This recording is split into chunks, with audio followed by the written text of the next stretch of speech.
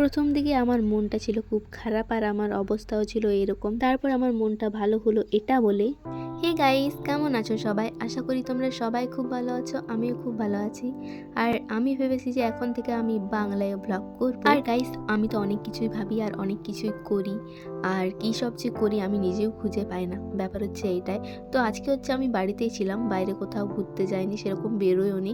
আর আমি সেরকম কোথাও ঘুরতে যাই না, শুধুমাত্র আমার টিউশন, কলেজ বা কোনো দরকার কিছু থাকলেই ঘুরতে যাই, না হলে শুধু শুধু ঘুরতে যাওয়া আমার একদমই হয় না। আর গাইস, আমি নিজেই উল্টোপাল্টা বলছি, এটাকে ঘুরতে যাওয়া বলে না, এটাকে দরকারে বেরোনো বলে। তো আজকে হচ্ছে আমি যেহেতু বাড়িতেই ছিলাম সারা দিনটা ধরে, তার জন্য আমার মনটা হয়ে গেছিলো খুব খারাপ।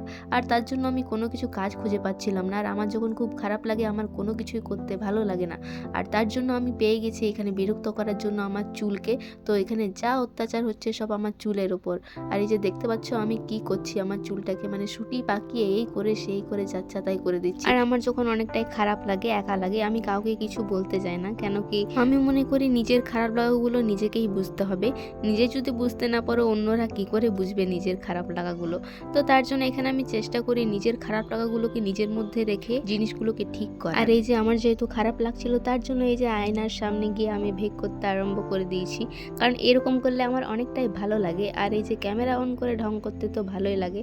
তো মনে করলাম চলো ভিডিও করাও হবে, সাথে তোমাদের সাথে কিছু কথা শেয়ার করাও হবে। আর এই যে যখন আমার খুব একা লাগে তখন আমার মনে হয় আমার একটা ছোট ভাই বা বোন থাকলে খুব ভালো হয়। পুচকি লুলকু এরা তো আছেই, পুটু দিদিও আছে, কিন্তু এরা তো অনেক দূরে, এদের সাথে তো আমার সেরকম এখন দেখাই হয় না, ফোনে যতটুকু কথা হয় অতটুকুই। তারপর আজকে আমার হঠাৎ কি মনে হলো, এখন আমার চা খেতে খুব ইচ্ছা করছে। তো মাকে আমি বললাম যে চা খাবো, তো মা আমাকে উল্টে বলল তুই নিজেই বানাচ্ছো আমাদের দুজনের জন্য চা। তো এখানে আমি চা করার জন্য বসিয়ে দিয়েছি। আর এই যে আদা আর তেজপাতা দিয়ে আমি জলটাকে একটু ফুটিয়ে নিচ্ছি। আর চা আমি সেরকম একটা খুব খাই না, সকালে আমি দুধ খাই, না হলে এখন যেহেতু কলেজ যাই সকালে ডাইরেক্ট ভাত খেয়ে চলে যায়। আর গাইস দেখতে পাচ্ছ এটা আমার পেট না আলুর বস্তা খুঁজে পাবে না। আর এই যে টাইমে টাইমে খাচ্ছি আর মোটাচ্ছি, মানে কিছু বলার নেই। তো যাই হোক, আমি রোজ ভাবি যে সকালে আমি দৌড়াতে যাব, আমার পেটটাকে কমাতে হবে, কিন্তু গাইস আমার সকালে উঠতে এত ঠান্ডা লাগে আমি উঠতেই পারি না বললে ভুল। আমি রোজ ভোরেই উঠি, কিন্তু বাইরে বেরোতে আমার একদম ইচ্ছা করে না। ব্যাপার হচ্ছে এটাই, রোজ ভোরে উঠি কিন্তু বাইরে ঘুরতে বেরোনোটা আমার দ্বারা হয় না। তারপর দেখতে পেলে প্রথমে একটু চিনি দিলাম, তারপর এই যে এখন আমি চা পাতা দিচ্ছি। দুধ চা আমার সেরকম একটা পছন্দ হয় না, ভাঁড়ের চা হলে, মাটির ভাঁড়ে হলে ঠিক আছে, কিন্তু ঘরে সেরকম একটা দুধ চা খেতে পছন্দ করি না। আর এই যে বকবক করতে করতে গাইস আমার চাও হয়ে গেছে। তারপর হচ্ছে এখন ঢালার পালা।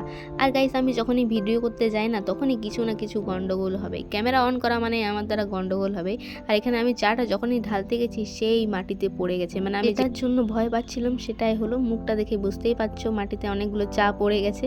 তো যাই হোক, তারপর আমি ঢাললাম আর মাকে দিয়ে দিয়েছি। এখন হচ্ছে আমার খাওয়ার পালা। তো চলো নিজের বানানো চা খেয়ে নিজেই বলি কেমন লাগছে। তো এই যে খেয়ে দেখছি গাইস, চাটা এত গরম ছিল আমি 24 বার ধরে যে ফু ফু করে যাচ্ছি।